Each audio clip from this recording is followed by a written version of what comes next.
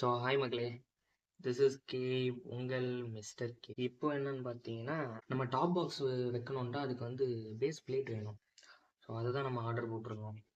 Royal Enfield செம்ம wait இருக்குது.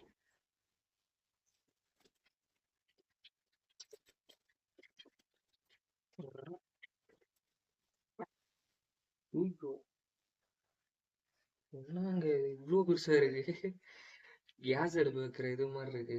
நான் இவ்வளோ பெருசு இருக்குலாம் நான் எக்ஸ்பெக்ட் பண்ணல. நான் பயங்கர பெருசு, வேற லெவல்.